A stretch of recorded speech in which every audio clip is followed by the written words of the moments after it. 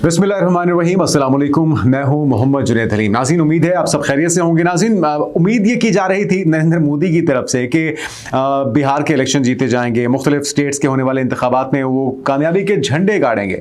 और अगर आप थोड़ा सा देखें ना बारीकी के साथ, तो जिस तरह से प्लान किया गया था, प्लान बहुत अच्छा था। बॉलीवुड की मूवीज़ में जिस तरह से होता है ना कि सारा कुछ अच्छा हो जाता है क्योंकि वो स्क्रिप्टेड होता है, तो ये तवक्को की जा रही थी कि सारा कुछ स्क्रिप्ट के मुताबिक होगा, प्लान के मुताबिक होगा।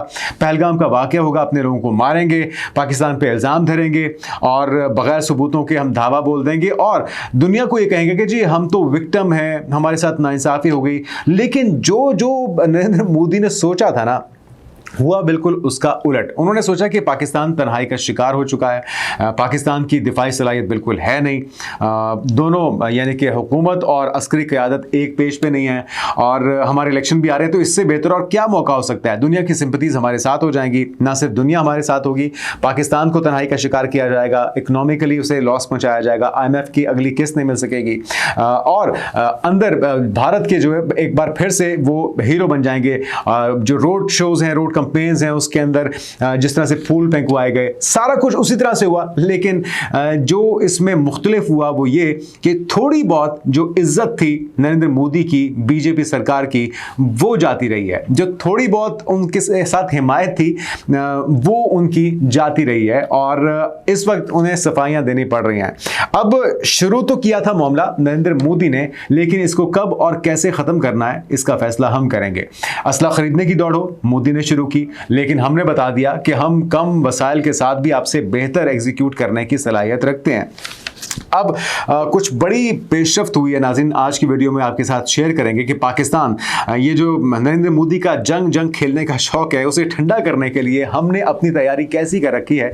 आज की वीडियो में जब आप ये खबरें सुनेंगे तो आपकी जो गलत फहमी है, अगर आपको लगता है कि पाकिस्तान किसी भी तौर पर अपने तादाद में कम होने की वजह से, अपने वसाइल में कम होने की वजह से अपना बेहतर मौसर दिफा नहीं रखता, तो उन लोगों की गलत फहमी आज हम दूर करने जा रहे हैं। जो खबरें हैं वो बहुत ही दिलचस्प है। सबसे पहली जो खबर है नाज़रीन, वो FC-31 से मुतल्लिक है। कुछ ही महीनों में अब ये तय हो गया है कि पाकिस्तान को 5th जनरेशन फाइटर जेट्स मिलने वाले हैं। किन किन खसूसियात की हामिल होंगे ये आपको बताएंगे। फिर कोराल कम्युनिकेशन जैमिंग सिस्टम है नाज़रीन, जो इस वॉरफेयर के अंदर, इस कॉन्फ्लिक्ट के अंदर पाकिस्तान और भारत के दरमियान जो कशीदगी हुई है, जो बहुत ही अहम और मौसर पाकिस्तान और चाइना का जो कम्युनिकेशन सिस्टम था, जो नेटवर्क पाकिस्तान ने बिछाया था, जिसके जरिए जो राफेल तैयारी थे उनको जैम किया गया। ना सिर्फ जैम किया गया, उनके पायलट्स की आवाज़ें हम सुन रहे थे, उसके मुताबिक हम अपनी स्ट्रेटजी तय कर रहे थे। उसमें एक बड़ी इनोवेशन आने जा रही है कोराल सिस्टम के पाकिस्तान को मिलने की सूरत में। ये कोराल सिस्टम क्या है ये भी आपको बताएंगे, फिर आपको बताएंगे आखिर में कि पाकिस्तान की नई जंगी हिकमत अमली, जिसे ABC का नाम दिया गया है, ये ABC क्या है, इस पर भी जो पर्दा कुशाई इसकी करेंगे, इससे पर्दा उठाएंगे। तो सबसे पहले आगाज कर लेते हैं J-35 से नाज़रीन। बहुत से लोगों को J-35 और J-31 के दरमियान फ़र्क नहीं पता, तो बुनियादी तौर पे जो इसका प्रोटोटाइप है, यानी कि जिसकी डिज़ाइनिंग है, जो इसका लेआउट है या इसका एक जो ढांचा है वो सेम है, लेकिन दोनों की जो खसूसियात है उसमें थोड़ा सा फ़र्क है। यानी कि J-31 और J-35 को लेकर जो कन्फ्यूजन है वो हम आपकी आज दूर किए जाते हैं। तो सबसे पहले FC-31 की बात करें तो ये वर्जन इस जहाज़ का प्रोटोटाइप वर्जन है और अगले वर्जन इसी पर बेस्ड है और ये कोई प्रोडक्शन वर्जन नहीं है, बल्कि ये प्रोटोटाइप है। यानी कि उसका जो एक का है या जो एक मॉडल का डिजाइन कह लें, ये प्रोटोटाइप उसको कहते हैं। अब बात करते हैं J-31 की, तो ये वर्जन एयर फोर्स के लिए बनाया गया, यानी कि फिजाई फोर्स के लिए पाकिस्तान एयर फोर्स इसके इस्तेमाल में ला सकती है और ये किसी भी स्टैंडर्ड एयर फील्ड से टेक ऑफ और वहां लैंड कर सकता है। लेकिन इसके लिए बाकायदा रनवे दरकार होता है, एक लंबा रनवे जिसके ऊपर ये दौड़ता है, फिर उसके बाद फ्लाई करने की सलाहियत रखता है। कम विंग एरिया की वजह से ये वर्जन काफ़ी फुर्तीला है। फिर ये वहीं कम विंग एरिया इसके वेपन्स लेकर जाने की सलाहियत को भी कम कर देता है। इसका front landing gear single wheel पर मुश्तमिल होता है। अब बात कर लेते हैं, तो उम्मीद है कि आपको अंदाजा हो गया होगा कि जो J-31 है, बुनियादी तौर पे इसको फ्लाई करने के लिए एक लंबा रनवे चाहिए।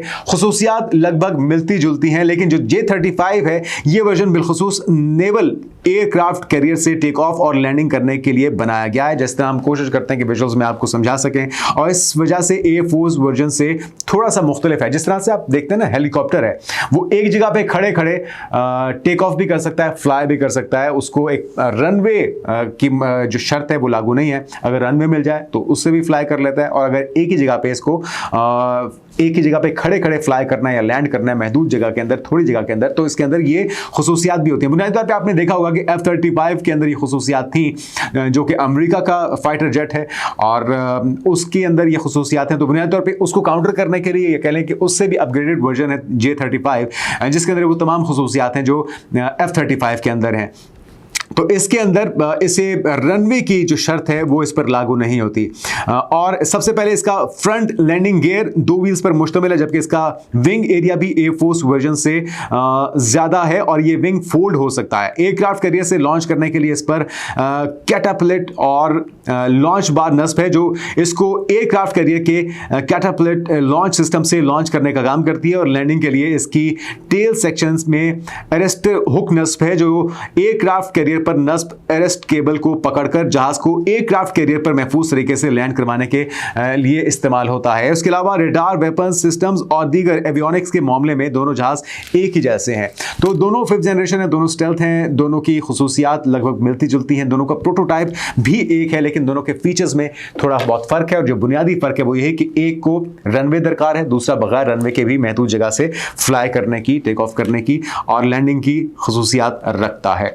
तो ये अब अनकरीब पाकिस्तान को मिलने जा रहा है। ये जो खबर हमने आपके साथ शेयर की है वो इसकी तस्दीक करती है। और खबर नाज़रीन ये है कि खबर के मुताबिक एक सीनियर पाकिस्तानी हुकूमती अहदेदार ने बताया कि चीन की जानिब से पाकिस्तान को FC-31 जहाज, जिसको J-31 और J-35 के नाम से भी जाना जाता है, डिलीवर चंद माह के अंदर, कुछ ही महीनों के अंदर इसकी डिलीवरी होने जा रही है, इसका आगाज होने जा रहा है।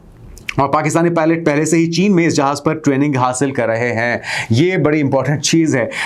ना सिर्फ ट्रेनिंग हासिल कर रहे थे, बल्कि हमने जो आपको खबर दी थी उसके मुताबिक कराकरम की पहाड़ियों पर गिलगित बल्तिस्तान के इलाके में पाकिस्तान ने पहली आजमाइशी परवाज भी भर ली है, जो कि भारत से चंद ही किलोमीटर के फासले पर है। इसके साथ साथ ये भी जरीदे ने बताया कि पाकिस्तान इस जहाज के साथ PL-17 वुलराम मिसाइल भी खरीद रहा है, जो कि तकरीबन 400 किलोमीटर रेंज का हामिल है। जनाब, ये एक बहुत ही बड़ी चीज़ है।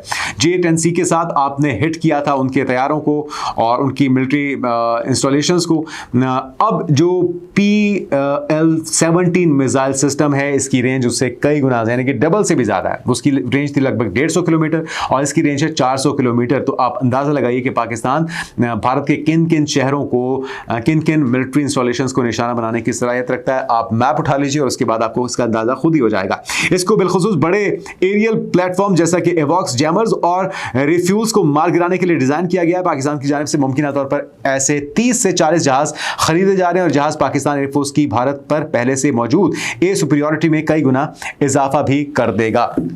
तो ये एक खतरे की बात है भारत के लिए। अब आते हैं नाज़रीन दूसरी एक संगे मील की तरफ, कोराल।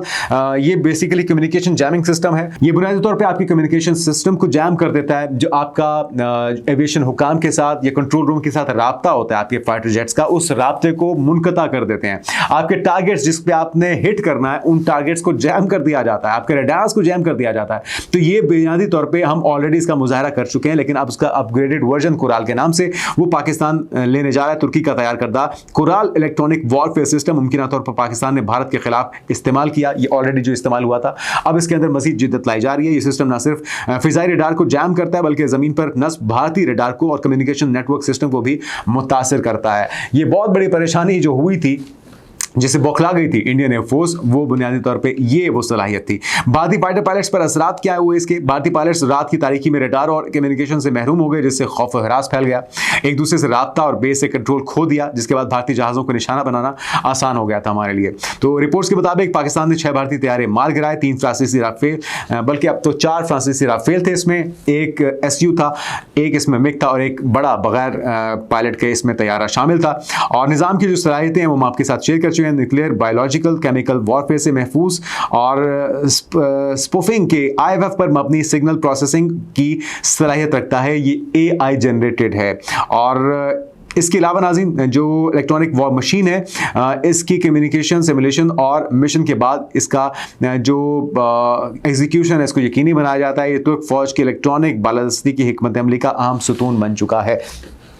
तो नाज़रीन, जो आलात हमारे पास थे वो यकीनी तौर पे कुछ पाकिस्तान के अंदर तैयार करदा थे, कुछ पाकिस्तान से बाहर से आए हुए थे, कुछ टर्किश थे, कुछ अमेरिकन थे, कुछ चाइनीज़ थे।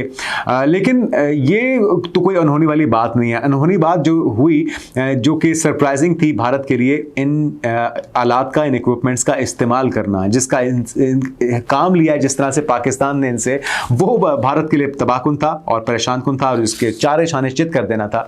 वो उससे परेशान होकर बौखला गए और उसके बाद एक एक करके उनके तैयारे गिरते रहे। लेकिन 10 से ज़्यादा तैयारे उस वक्त हमारे टारगेट पे थे। हमने रियायत बरती कि क्यों ना हो कि कहीं मोदी सरकार बौखला जाए, इंडियन एयरफोर्स बौखला जाए। अच्छा जी, अब आते हैं पाकिस्तान के नए जो जंगी स्ट्रेटजी है, जिसे ABC का नाम दिया जा रहा है। ABC बुनियादी तौर पे है क्या? एवॉक्स बेस्ड रडार सिस्टम और कॉम्बैट जेट्स।